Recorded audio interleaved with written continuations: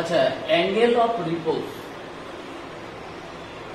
the minimum angle of inclination of a plane with the horizontal such that a body placed on the plane just starts to slide down. ব্যাপারটা minimum angle of inclination এটা কি জিনিস? Inclination কি করে বোঝায়? আচ্ছা, এইটা মনে কর এই surface, that is the horizontal surface, এর উপরে এইরকম একটা ইনক্লাইন প্লেন আছে। যেমন ধর তুই গঙ্গার ওপারে যাবি, তখন যে অ্যাপ্রোচ রোড ব্রিজের সেটা কিরকম? এরকম ঢাল আছে, তাই না? এই যে ঢাল কথাটা ইউজ করলাম, that is the inclined plane. তাহলে ওইটা হরাইজন্টালের সাথে, মানে নিচের যে রাস্তা তার সাথে একটা অ্যাঙ্গেল করে আছে। এই যে অ্যাঙ্গেল, এই অ্যাঙ্গেল হচ্ছে এইখানে বলছে যে অ্যাঙ্গেল অফ ইনক্লিনেশন। এইবার মিনিমাম অ্যাঙ্গেল অফ ইনক্লিনেশন বলছে এমন একটা ইনক্লিনেশন হবে, আমি ধরলাম যে এইটা এইরকম ভাবে ঢাল করছি, এই যে আমি দেশলাইয়ের বাক্সটা রেখেছি, এবার আস্তে আস্তে এইরকম ভাবে ইনক্লাইন প্লেনটাকে বাড়াচ্ছি, মানে অ্যাঙ্গেলটাকে বাড়াচ্ছি, বাড়তে বাড়তে এমন একটা স্টেজ আসবে যখন এই যে দেশলাইয়ের এটা গড়িয়ে পড়ে যাবে, জাস্ট মানে পড়ে গেল এখানে, কিন্তু যখনই বিগিন করবে যে such that a body placed on the plane just start to slide down, just start করবে স্লাইড হতে, তার মানে লিমিটিং ফ্রিকশন, তখন এইটাকে বলছে অ্যাঙ্গেল অফ রিপোজ। বোঝা গেছে ব্যাপারটা? এবার আমি এখানে এদের মধ্যে রিলেশন করব যে অ্যাঙ্গেল অফ ফ্রিকশন আর অ্যাঙ্গেল অফ রিপোজ এর মধ্যে রিলেশনটা কি। দেখ, এখানে আমি প্লেনটাকে আগে ভালো করে আঁকলাম, প্লেন, এই ইনক্লাইন প্লেন আঁকলাম, এইখানে একটা বডিকে দিলাম যে জাস্ট মুভ করবে এরকম একটা ইনক্লিনেশন, সাপোজ থিটা, এর যে ওয়েট, বডির ওয়েট mg নিচের দিকে ক্রিয়া করবে।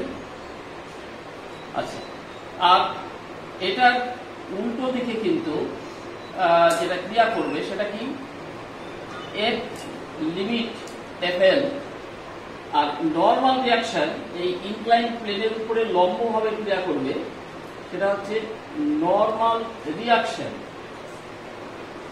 আচ্ছা, এইবার একটা জিনিস, যে এখানে যদি থিটা হয় এই অ্যাঙ্গেলটা, আমরা যদি এইখানে একটা এইরকম প্লেন এঁকে নিই এরকম ভাবে এটার সাথে সমান্তরাল করে, তাহলে কিন্তু আমরা দেখতে পাবো যে এইটা কত, এই অ্যাঙ্গেলটা কত, 90, এটা থিটা। তার মানে এইখানে যদি আমি এরকম ভাবে আরেকটা টেনে নিই, তাহলে এই যে অ্যাঙ্গেলটা ইন বিটুইন দিস, অর্থাৎ এটা কিন্তু হয় 180 মাইনাস 90 মাইনাস থিটা। তার মানে কত দাঁড়ালো? 90 মাইনাস থিটা। এই অ্যাঙ্গেলটা 90 মাইনাস থিটা। আর এই যে অ্যাঙ্গেল, আর এই যে এইটা, এই যে ইনক্লাইন প্লেন আর এই যে নর্মাল রিয়াকশনের দাগটা, এরা দুজনে মিলে 90। তাহলে দুজনে মিলে যদি 90 হয় আর এটা যদি 90 মাইনাস থিটা হয়, তাহলে এইটা হয়ে যাবে থিটা, অর্থাৎ এই অ্যাঙ্গেলটা কিন্তু থিটা। এইটা থিটা হলে এটা থিটা। এটা কি বোঝাতে পারলাম? এইটা থিটা হলে এটা থিটা। এইবার থিটা mg এর সাথে লেগে আছে, মানে তাহলে এটা ভূমি, তাই না? ভূমি। তাহলে এই mg কিন্তু উপাংশ হয়ে যাবে। কি হয়ে যাবে? mg cos থিটা, আর আরেকটা হয়ে যাবে mg sin থিটা। এইবার যদি আমরা এখানে FL এর এখানে আরেকটা যদি আমরা ডায়াগ্রাম চিন্তা করি, অর্থাৎ FL আর N এর আগের যে লেকচার ভিডিও, তাতে কিন্তু আমরা এই অ্যাঙ্গেল অফ ফ্রিকশন বোঝাতে গিয়ে এইখানে কিন্তু এটাকে বুঝিয়েছিলাম যে এই দুটোর আবার রেজাল্টেন্ট হয়। যদি আমরা এটাকে এইভাবে ডায়াগ্রামটাকে এঁকে নিই, তাহলে এই নর্মালের সাথে যে অ্যাঙ্গেল করে রেজাল্টেন্টটা তাকে বলেছিলাম ল্যামডা।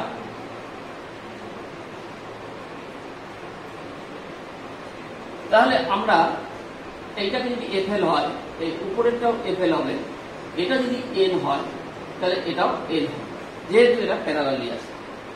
তো এইবার এখানে আমরা ইকুইলিব্রিয়াম কন্ডিশন ঠিক না, মুভ করছে, জাস্ট বলছে বিগিনস টু স্টার্ট, আর just start to slide down, start করছে সেই মুহূর্তটা আমরা দিচ্ছি। সেই জন্য আমরা কিন্তু এখানে লিমিটিংটাকে এন জি সাইন থিটার সাথে সমান করলাম FL.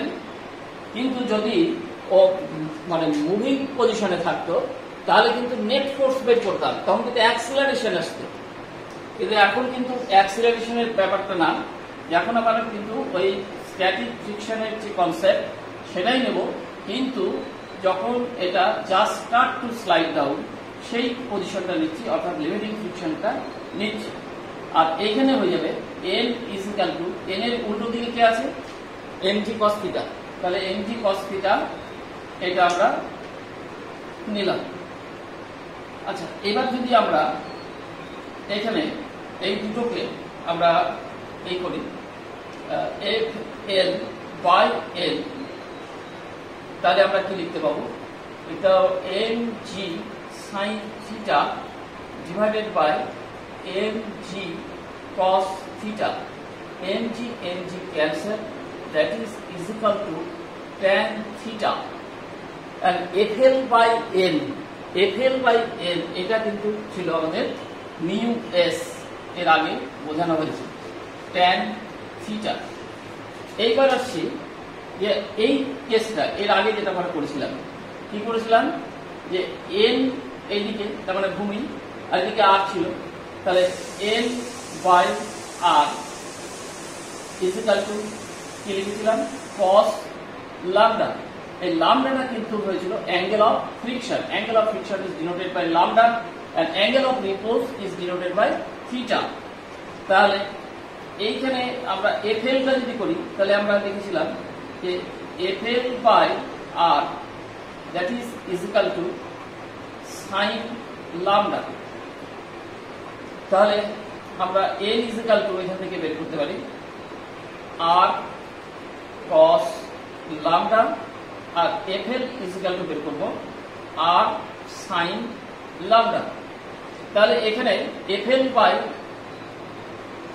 N is equal to আমরা লিখব R sin lambda divided by R cos lambda, and R cancel, that is equal to tan lambda, and FL by N here it is also mu s, that is equal to tan lambda।